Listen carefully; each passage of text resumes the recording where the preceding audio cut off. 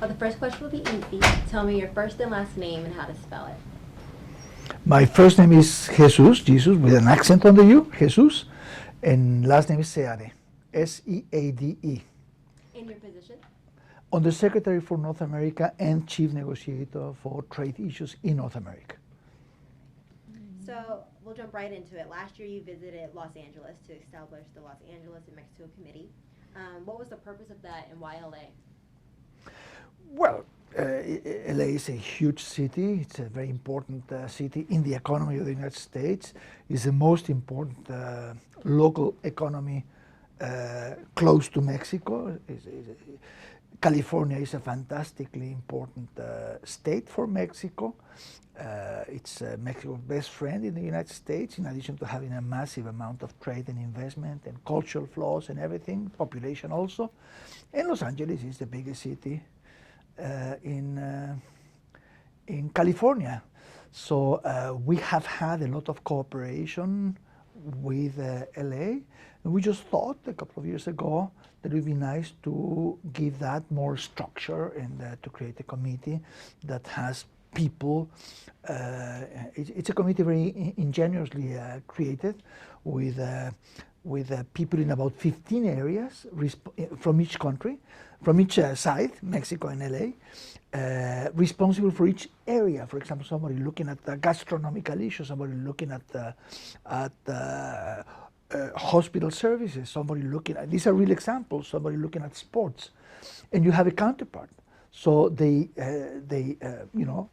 develop ideas together, maybe a project together, or maybe just help, and we hope it'll do very good things. We just started. And so you just started, so I know you haven't really seen the outcome of it, but what is the hopeful result from this committee? Well, specific projects, specific activities in the different areas. It includes, for example, the economy. The economy is not that people are going to invest on a major piece of infrastructure from one country to the other. No, but ideas, analysis, and then others as hospital services, ideas, maybe some businessman partners up with somebody on the other side to do take up some initiative for the benefit of the Mexican population, the massive Mexican population in the United States. Different things. I cannot prejudge. It is for them to think up what they want to do, what they want to develop. But it's specific items of activity, most often perhaps cooperation in the areas appointed, which are 15 different areas, very diverse, very rich. Have you tried something like this before in other countries or other parts of the United States, or this kind of like? No, this is a first. This is a first. Okay. We have, more political committees and commissions, bilateral between one country and another country and so on, and they are more macro in their outlook, more the big picture, which is important. But this one being with the city of Los Angeles, it's expected to be more hands-on, more specific, more full of purpose. And you're saying there's 15 areas. I'm going to list all 15, but what are some, like top 5 that those areas are going to be? Well, as I mentioned, economy is one, transport is one, gastronomy is one, culture is one, hospital services is one, sports is one. That's probably like 6. Awesome. Okay. So we kind of touched on how that LA will help not just Mexicans here, but also the United States. Sure. Developments of mutual interest. And so going into the trade agreement, things have changed, right? For 25 years, we were using USMA. Now we're going to NAFTA. What are your thoughts on that? Well, on the new agreement. Mm-hmm. Well, I really honestly think the new agreement is a great success. It's a great success. It's a better agreement. I think the NAFTA has been good, has had flaws. People feel bad about the loss of jobs in certain parts of the Rust Belt, and the same in Mexico, traditional agriculture. But on balance, it's been good for both countries. The trade has grown immensely through NAFTA, so we are the top market for U.S. exports for many states, California included, and the same goes for Mexico. So it has developed very well with NAFTA. but it has certain limitations, and the new agreement provides much more legal certainty, provides rules where there weren't rules in key areas such as IT, electronic trade and all that. It's a very extensive agreement to provide certainty, confidence, and the ability to create a more unified market. Areas such as labor, many of the complaints, Rust Belt I mentioned, have come from a non-level playing field. Mexico has had, I think, a very healthy economy, developing and so on, but one black area, in the opinion of many, including myself, has been that labor practices have been not enough democracy in the workplace, and Mexico we needed to move towards the 21st century. We passed a major labor reform, but it is very good for us to make that part of the relationship with the United States, so that this creates confidence for the U.S., this creates a lever for the U.S. to complain if there's something wrong, and we will welcome that complaint because we want this additional kind of means to pressure our country, our firms and everybody to move forward. The law was passed months ago, unlike the USMCA, which will come into effect maybe in July or whatever. But this law, the labor reform, was passed in May, I think 1st of May. And we are seeing now very bizarre things, cases where the traditional non-democratic labor unions are pressing for honest-to-God free elections, and it is the companies that are saying, no, I'm very comfortable with whoever represents the workers with me. And that includes U.S. companies and Mexican companies. So it's not an easy thing. We are doing it with all our energy, and it will happen. And having it in the treaty is a very useful thing. So you would say this is beneficial. It's doing better than NAFTA did before in the past. Yeah. For example, NAFTA, one big flaw it had was that the negotiators, it's already 26 years ago, never managed to agree on certain quirks, certain details that make it possible for the accused side in a dispute, state-to-state dispute, to say, no, I don't want the dispute to be considered. I block the process. And as a result of this blocking possibility, there's been basically no system of dispute resolution in NAFTA, no effective system state to state. So many of the disputes have been resolved by talking and discussing and asking for accommodation informally, which is not the way to do it. Business prefers to have the certainty of a proper process based in law. And now it has been repaired. And this is very much thanks to the contribution of the Stage 2 negotiations, 2019, led by the Democrats, who insisted on having a proper dispute resolution system precisely to be able to look into labor questions. But it's not limited to labor, it's open to every sector. That's good for everybody. Well, what about growers in general, especially California almond growers? There have been some concern that this new trade deal will impact their revenue and their profit. Sorry, so I couldn't... Almond growers in California, they produce almonds here. Yeah. They're worried that this trade... Well, you see, in the agricultural sector, there's essentially no change in terms of the conditions of operation. We already had provisions for free trade in the NAFTA. So what changes, and changes significantly for the agricultural sector, is that the agricultural sector has been particularly prone to disputes going both ways that are hard to resolve and that you don't have a means to resolve. And as a result of that, sometimes producers get too eager. I'm thinking of tomatoes in the last year, but also the last 25 years. And so on and so forth. The agricultural sector, the conditions of market opening remain the same, but we have a greater need to adhere to the rules. So we expect, many producers in California, producers of top vegetables and things. What they have done in the last 25 years is to expand their production in California, but also to go into Mexico. So they are now binational producers. I met with somebody producing artichokes on both sides and so on. I expect more of that because it is in your interest to exploit the common market, the free trade, and I expect the same will apply to all kinds of products. And how do you think the new treaty will strengthen the relationship between Mexico and California? Well, California is a leading partner, and this creates great ability. For example, we are not just in California, we are right now talking in the north of California, in Sacramento, and Silicon Valley is not too far.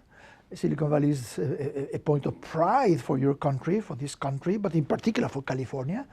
And we create a new chapter on e-trade, on electronic trade, that goes into all kinds of issues in the area, establishing the obligation to allow free flow of data, protection of data, free decisions by producers on where to place their servers, so no conditions that, okay, the server has to be in Mexico, no.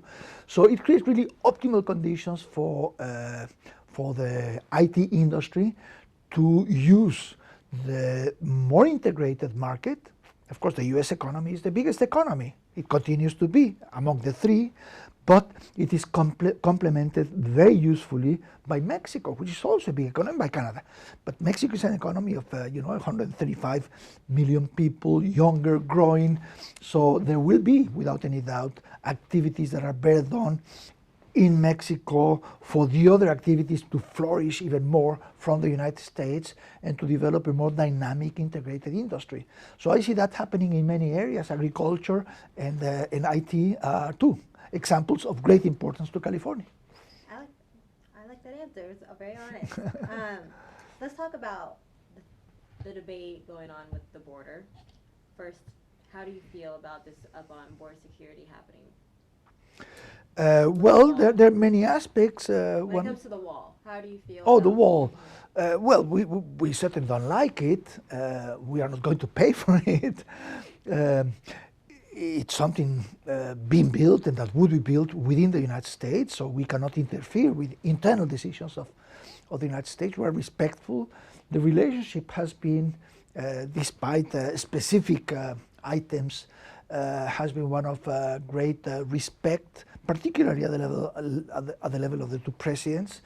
So we are respectful. It is an internal decision of the United States. It's the U.S. own resources and territory. We don't think it is necessary. We don't think it is helpful. We just hope that we can work more on the various bridges we have built and we are building, including the USMCA. Bridges are better than walls. And do you think it'll hurt relationships with Mexicans who are already in California? If this wall is built, will there be a tension, do you feel, for Mexican Americans or Mexicans who are already in California? I don't see how. I mean, the wall is a bad development. I don't think it sets direction. If you told me the wall is a manifestation of a broader will to separate the peoples and to take all kinds of measures constantly. There's some of that, but there's also activities on all fronts, as I said, laying bridges. So I am optimistic that the economies of the two countries, and economies doesn't mean just corporations, but workers, peoples, will be more integrated, and that'll be for the good of both countries. I just hope the wall, not only as a physical item, but for what it symbolizes and brings about, will not be the dominant direction. And what do you hope the direction is? Well, the USMCA is a great development. Let's make the most of it, and let's continue to advance on negotiating solutions to the problems we have.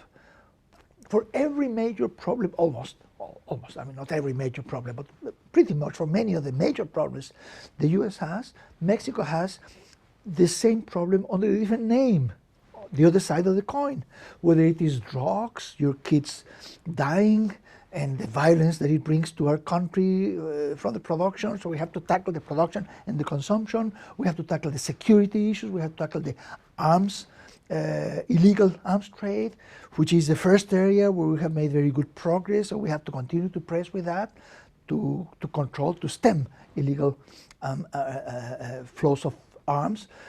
All that is what makes that whole complex of things happen. They are not isolated. You cannot think, oh, Mexico has to resolve the drug problem. Yeah, we want to, but at the same time, we hope the U.S. solves the consumption problem, and then the weapons issue, and then the money laundering. All those things go together. We have to take them one by one, and right now we are making good progress on arms. So that's the direction to go. Cooperation and realization that we are in all this together. Your problem is my problem. I want to solve both. And my last question for you will be, where do you think Mexico stands with California as a whole, and where do you hope to be in the future? Say it again. With the state of California, how do you think the relationship is with Mexico?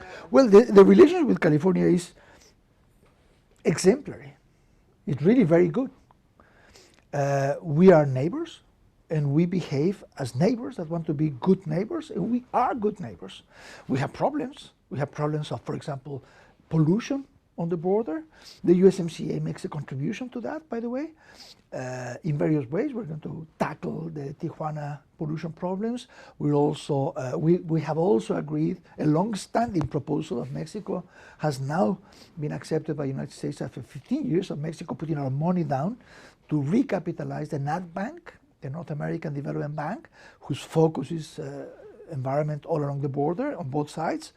15 years ago, Mexico started, we put our money and said we want to make it more important, to recapitalize it, and now it happens thanks to, again, the Democrats' contribution to the negotiations. So we are behaving very much like good neighbors, building on success and tackling common problems. That should be, and that will be, we determine, the way we relate to all of the United States, both on border problems and beyond. Awesome. Well, thank you. I appreciate that. Is there anything else you'd like to add that I didn't ask you about how Mexico and California are working together, or the conflicts that we are having? ¿Alguna sugerencia? I think we covered the main issues.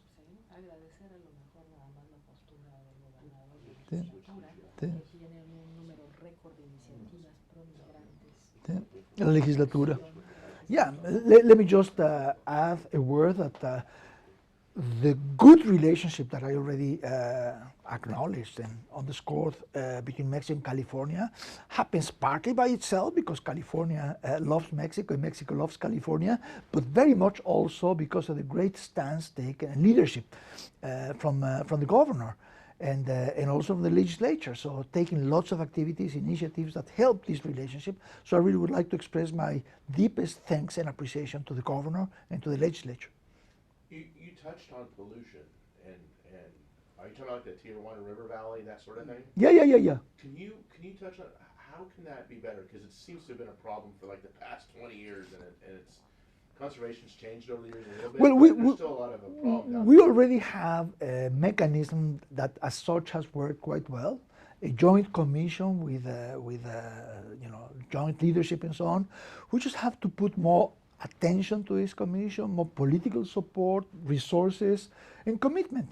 And this has been manifest in the last year. This commission reports to me, so I'm very much looking into this work, and it's just redoubling our commitment and our working together to deal with the issues, as opposed to just blaming or whatever. That's not the way. So we're working on that. Why do you think it's taken so many years to come to a solution? Well, I mean, for example, one reason problems developed maybe in the last 10 years or so is that Tijuana and the whole border area on the Mexican side grew a lot, the population and also the economy. And when you grow, problems develop. You begin to have more people. You begin to have more need for water and more disposal of trash and all kinds of things. So you have to be very careful all along to follow the problems that get created when population increases and so on. It didn't happen sufficiently well. It didn't happen the last 10 years. But the problems were not the result of any more lax approach by the Mexican side. It was lack of attention to the fact that growth brought challenges, and the challenges were not so well attended. Now we are looking into it. Okay. Is there anything else you'd like to add? No, I think that's it. Okay. No? Awesome. Well, I lived Thank you. 20 years down there, so in San Diego. So we never really dived into environmental stories as much as we should have. But the Tijuana I think it's been always impacted for like the last, and plus of the growth of like the Chula Vista Yeah. area and the building of homes down there in Yeah. San Ysidro. It's just been nuts. I mean, it's very common that Yeah. politicians and managers Yeah. get very excited with the development, the positive side. Oh, somebody wants to build a mall in this place. Great, let's have the mall. And without asking enough, are the roads big enough? Yeah. The roads and the infrastructure for water and whatever and sewage. That comes later. And you think of developing the mall or developing the city. That happens everywhere. I guess also in the U.S., but certainly in Mexico. Absolutely. And this area grew very rapidly, very dramatically. So the problem overtook the controls by the authorities, but we have to check that.